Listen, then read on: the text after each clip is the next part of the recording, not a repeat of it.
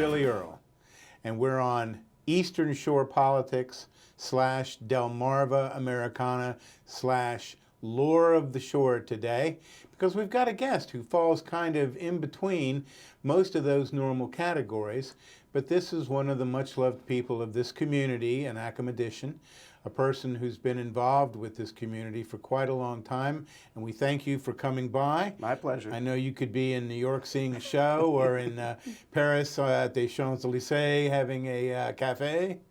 But MEMO DIRIKER, thank you for dropping by to this little... Truly my pleasure. Absolutely. Now, this is a little bit of a different format than I normally do, because normally I'm talking to politicians who are running for office, so they have a kind of self-interest thing going on, or musicians that are trying to publicize their work and get more work or push an album or something, and I enjoy both of those. But with you, all we're really trying to do is find out who this gentleman is, how he got here, and what the future holds for you. Tell us a little bit about your journey into the business of teaching people how to be good business people. Thank you for asking. Well, it started as an engineering school journey. In engineering school in England, I had a teacher, professor from Canada, who was our promotion and distribution teacher.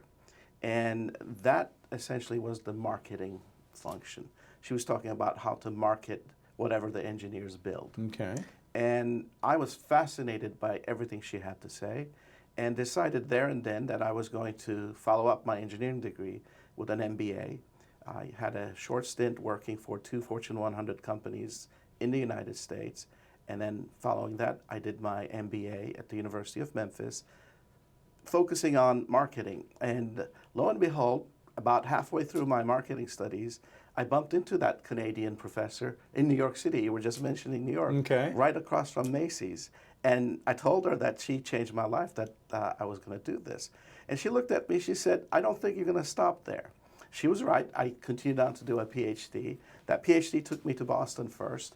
And after 3 years in Boston, when the cold became too much for my wife and we decided to come back somewhere to the south, we looked at 11 schools, and 10 of those made me an offer. And the best offer was made here thanks to Mr. Frank Perdue. He actually personally interviewed me. The school had just been created. Right, yeah. And he and the dean were looking for new blood for the faculty. And I was one of 7 people hired with Frank Perdue's funding to become part of the new Purdue School of Business. That was 33 years ago. Mr. Frank Perdue actually asked me during the interview, he said, "How much are you willing to give us? How much time are you willing to give us?" And I looked at him and I said, 2, maybe 3 years, and I'll go to the next job, because that was the pattern in those days, that right, business professors tend to move around a lot. And he looked at me, a long, uncomfortable, awkward silence ensued.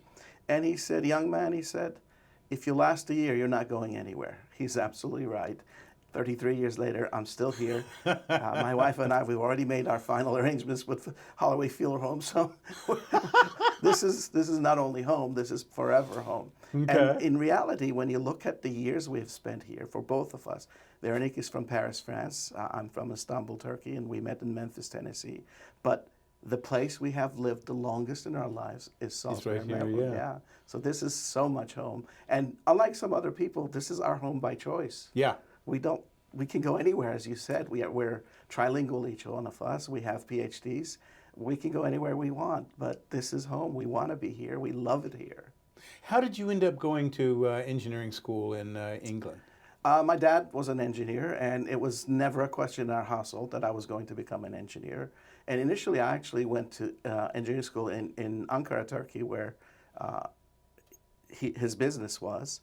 And political troubles ensued, so okay, I had to find a different way for my engineering studies. I took an exam, and I was offered a full scholarship to go to England, and that's how I ended up there. How did you like life there? I loved it there. I became very much involved in student government. Okay. I was elected the overseas student officer there. I spent a year, which is called a sabbatical year, practicing or learning by doing. And in 4 years, I had the best of times, met the nicest people, learned a lot. But once I made the decision to do an MBA, the place for an MBA in my mind was always the United States. Okay. And so you came to the United States. How'd you end up at Memphis? Well, again, I love Memphis, by the way. I applied to many universities, and all but one sent me acceptances. So when I was comparing the various different offers, Memphis was the only one that offered me a single dorm room. They sweetened the pot. Yes. Good for them. them. It came down to that because I did not want to be distracted during my studies. I wanted to be able to focus. And I said, if I'm sharing the dorm room with somebody, we're going to be socializing more than studying. It always happens. So I chose Memphis because of that single dorm room. Ended up being a good choice because I got a great education at Memphis. More importantly, however, that's where I met Veronique, my wife. There you go. So she was doing her master's and I was doing my master's. She was doing her master's in American civilization. And the rest, I say, is history. That was almost 40 years ago. Wow.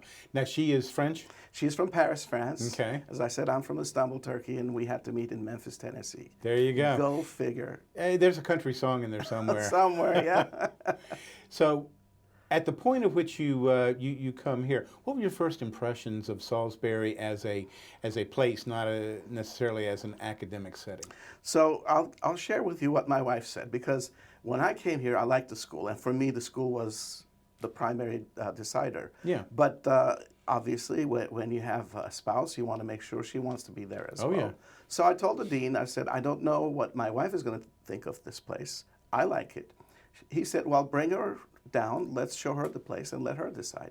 So we came for a second visit, or I came down for a second visit, this time with Veronique.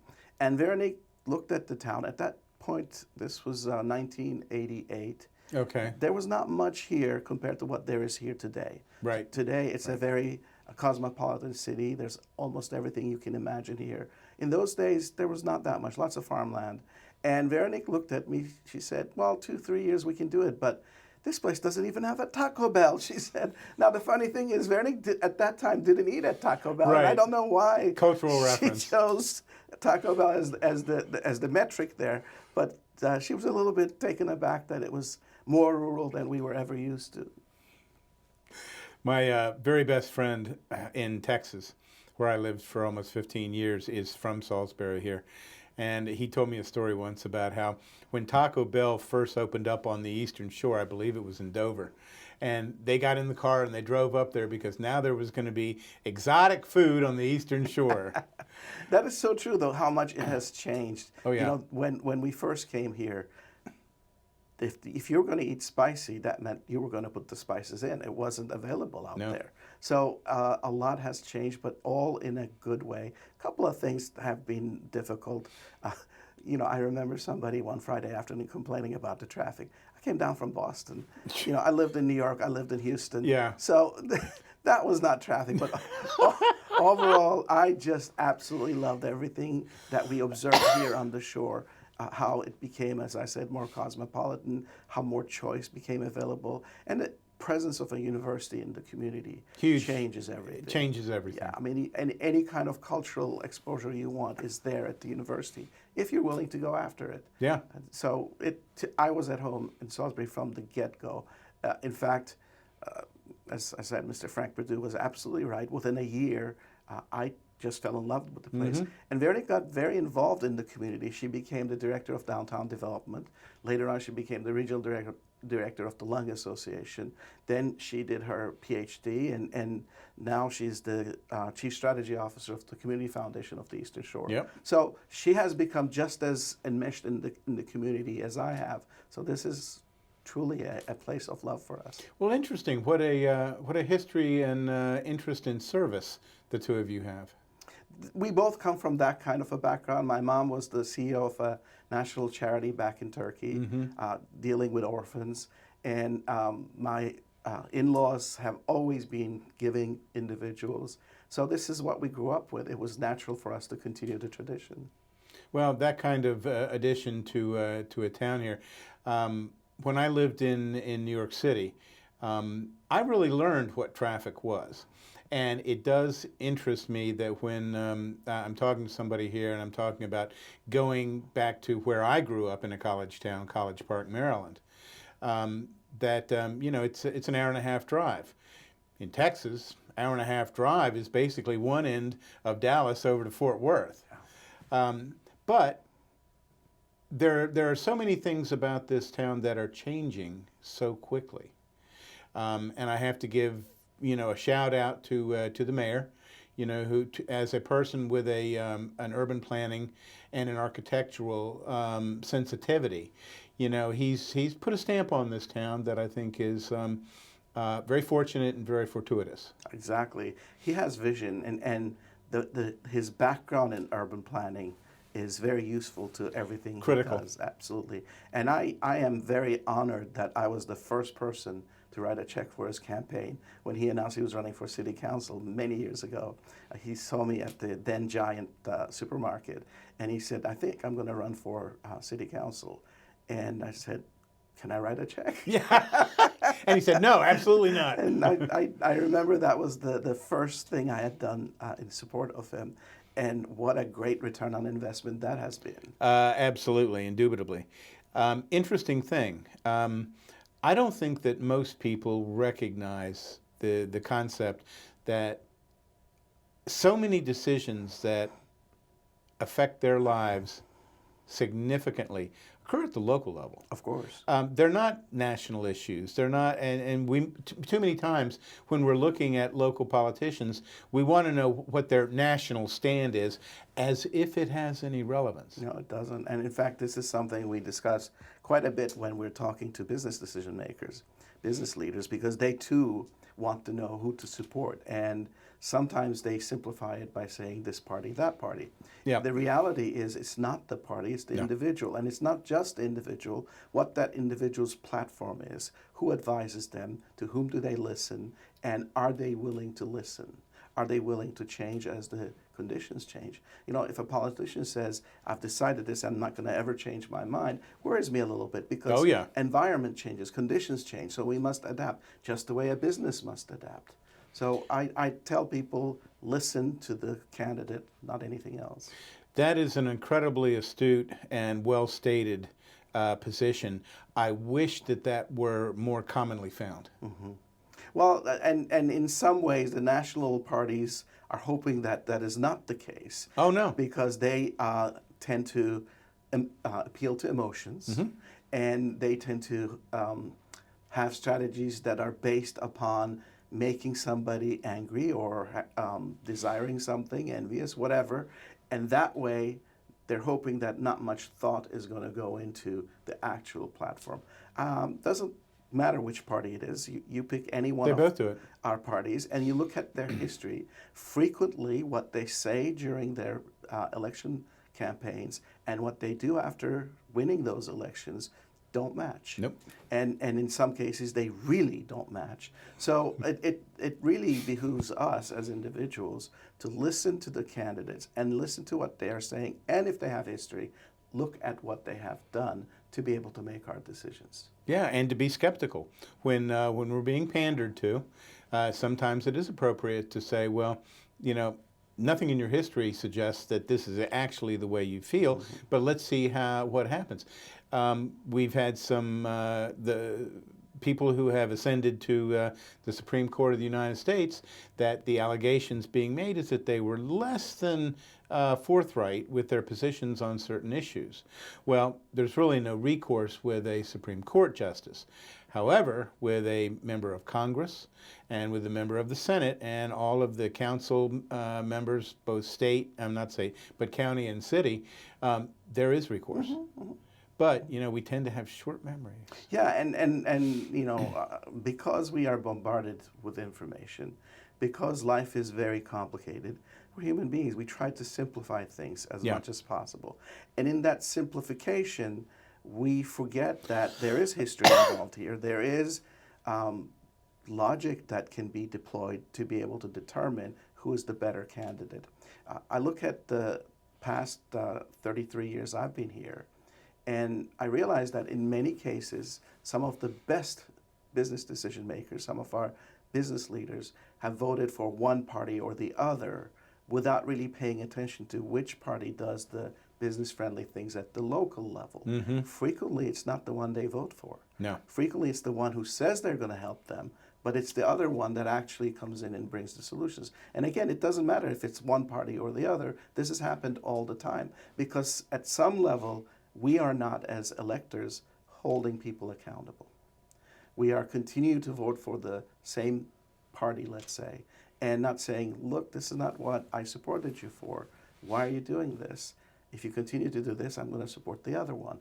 As long as we are accepting what they're putting in front of us, then we're not going to see change. And unfortunately, the polarization we see at the national level is going to play out here as well. Tell me about the current generation of business students. So there's good students, and there are some students that worry me. Generally speaking, this generation of students has not really seen a truly booming economy the way some of the previous generation of students have seen. Many a time they come from middle-class backgrounds, and what they have seen in their from 10 years on lifetimes is that their family's middle-class position has actually slipped a little bit. Right. So they're not coming in with a lot of ambition. They are not very sure about the future. They're not making a lot of plans because they've seen all kinds of disruptions, Right. including this pandemic. So they're a little bit of a wait and see attitude. On the other hand, I have never seen so many entrepreneurially minded students as a cohort. Now, these are, of course, two different kinds of students Yes, I'm they talking are. about.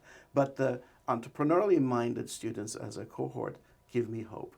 The other group that gives me hope is thanks to something that I am very proud to say that originally I started, but actually was made into what it is today by one of my colleagues, Dr. Amit Podar, who did a great job with the Mid-Atlantic Sales and Marketing Institute, MASME. I had started that 33 years ago for serving businesses. When Amit came on board and took it over, he pivoted and he started preparing students for careers in marketing and Interesting, sales. okay. And he has done a marvelous job. I give him all kinds of kudos. But those students, the MASME students, they are wonderful. They get hired before graduating, and they do good things in their careers. So you have a little bit of a worry with some of our students, Right. but you also have these two pockets of truly brilliant students, the entrepreneurs and the MASME students. And I have a feeling we're going to do more things like that to take our less ambitious or a little bit more uncertain students and give them purpose as they get ready to graduate. Interesting. I assume that the burgeoning social media platform presence in our lives has impacted students and the business of marketing tremendously. Absolutely. Where do you think it's going? Well, there's good, bad, and ugly in all of it. The good is that they are able to become more aware of what's going on.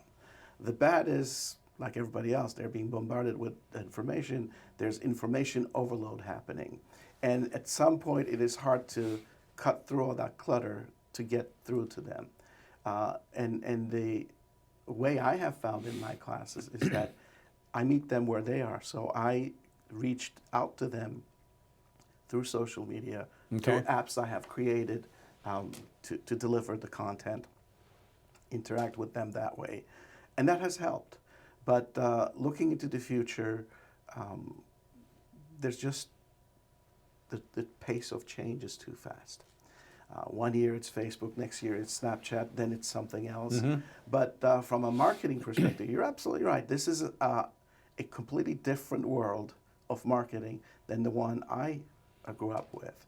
Today I can get through to customers in so many different ways using digital marketing. The costs are down, but now I have to be much more strategic because I don't know where everybody is. There's all kinds of analytics that are possible that we can do with it. Do I reach out to them through TikTok? Do I reach out to them through Instagram? Who is best found in what social medium? And how do I interact with them? Do I show them videos? Do I put it in some kind of a product placement? Used to be you worried about the product place, promotion, price, and that was marketing. Now under the umbrella of digital marketing, there are so many more decisions Right. that a marketer has to make. And many of the marketing, or at least corporate decision makers, are older people. So they're not as familiar with this world as their audiences are. So sometimes they put all their eggs in the wrong basket, and it's a dud. So in some ways, it is more important now than ever to prepare these marketing students to become the decision makers, leaders that can advise the senior leaders in the companies, because they're the ones who are living it. The senior leaders are trying to look in from the outside. Interesting. Any thoughts on what Elon Musk is up to with Twitter? You know, my wife and I were talking about him the other day. He seems to be an individual who just wants that attention, needs that attention, craves that attention. So many a time when you hear something he's done or said, you have to take it with a pinch of salt, because is this really something that is strategic, or he's just Theater. throwing something in the wall hoping that it sticks? So it takes an Elon Musk student to figure out what he's saying or doing. Interestingly, sometimes he strategically uses media, various social media, for his own self-interest. But from our perspective, looking in from the outside, it is theater. Do you think he'll end up buying Twitter, or is he going to walk away and just give him $1 billion? If I knew that, I'd buy some stock. Well, you could either buy it or short it. Who knows where it's going to go? It's an interesting thing. I don't think it was Fareed Zakaria's show, who I consider to be the most knowledgeable person on Sunday morning political chit-chat. But they had somebody from TikTok, and they were talking about how TikTok has become the most popular form of social media in the world. But the query was not about popularity. The query was whether or not the Chinese are cherry-picking data from TikTok, and whether or not TikTok is allowing that to happen. Well, theoretically, that potential is always there. It's a Chinese-owned company, even though the company has done all kinds of things to make it less controlled by China. But the reality is it's still a Chinese-owned company. Yeah. Still, a lot of the data resides over there rather than in Canada or here. So yes, theoretically, that is possible. But then again, that is possible for anybody. I mean, I can today create a conglomerate that cherry picks the data in TikTok without owning the data. So we have entered an era of digital tit for tat. Regardless of who owns and controls the medium, we have the ability to manipulate. This is why the Eastern Europeans, the former Soviet bloc, and Russia have all kinds of bots and trolls out there to be able to control what's happening. You know, I look at the social media in several different countries, places where I have lived, and in some cases, the government actually invests very heavy amounts of money to create troll armies and bots to be able to not only control, but influence. Yes. And in some cases, they simply, like in Myanmar, etc., they just cut access to it. It is going to continue. There's always ways around the blocks. There's always ways around the various influence mechanisms. What it is that we cannot allow what we see, hear, or read on social media to be the absolutely not. sole determinant of how we decide. I find myself concerned as time goes on that the American attention span on the struggle in the Ukraine is diminishing. Now, there are things that governments are finally getting around to doing. One of which they're not getting around to doing is really taking an aggressive step towards the sale of liquid natural gas and oil from the Soviet Union, and how that's bankrolling them. I don't know whether or not, unless there's just an absolutely horrific occurrence, and let's not rule out, a limited nuclear strike.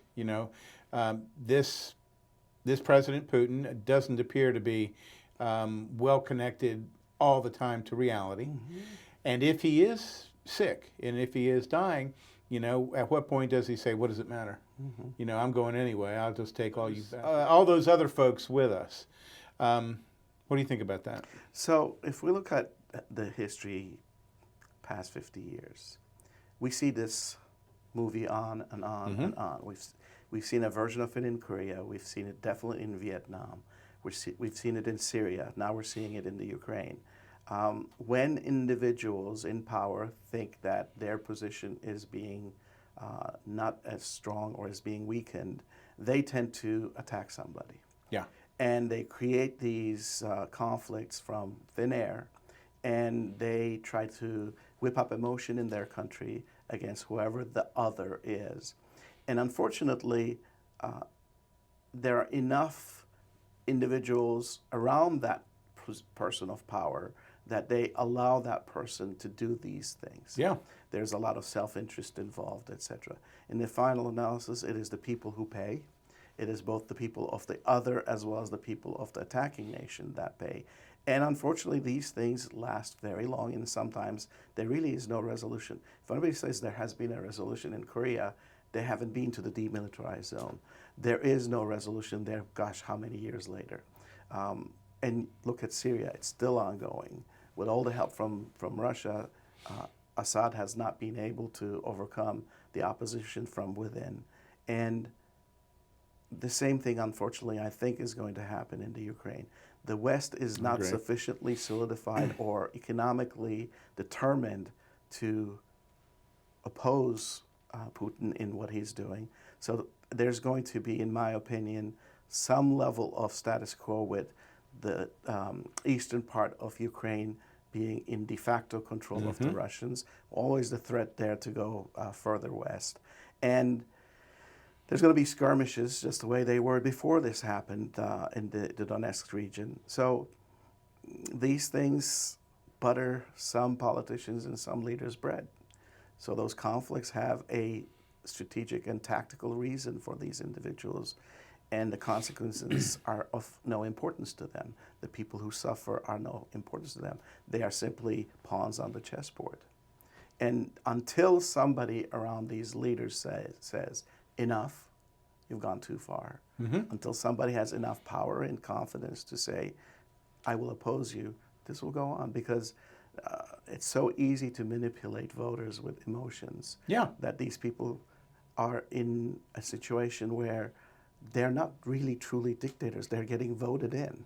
Yeah, they're manipulating the electoral system in many cases, but it's still quite a substantial number of their voters support them. Yeah. So you have to rely on people of goodwill around these leaders to say enough and survive any kind of counter attack. I absolutely agree with this caveat. And I think we're seeing an example that is playing out right now before our very eyes. This young lady that's come forward, who was the chief of staff for Mark Meadows, her career is ruined. She will never work in Republican politics ever again at any level. She will probably be looking over her shoulder for the remainder of her life, because whether or not it's the minions coming from the powerful, or whether it's just a dumb kid, who can buy an AR-15 and, wants to make a name for himself, she's going to be at risk for time immemorial. So, are all the other people that are looking at this, are they saying, okay, on one hand I have democracy, on the other hand I have my self-interest? That's a tough call, especially for a person who's 26 and now has absolutely no idea where she can land as a functioning and valuable part of society. It's almost too much to ask. This is where the onus is on us. We need to own her future. We need to invest in her future. We need to protect her as a community, as a society. And whether crazies are after her or the establishment is after her, she has done a service to this democracy. She has done a service to her country. And us as Americans, we have to appreciate it. Yeah, we need to protect her, and we need to provide a bright future for her, because that then will tell others in the future, when you witness something that is not right, don't be afraid, speak up. Not only will you be protected, but your future will be also protected. That is so true. MEMO, thank you for coming by. We have run out of time. You're a wonderful interview, and thank you again. This has been Billy Earl Amos, and I'm smiling, here on Eastern Shore Politics / Delmarva Americana / Lower of the Shore with Professor Diriker. Thank you. God bless you. Stay safe. Vote. Namaste.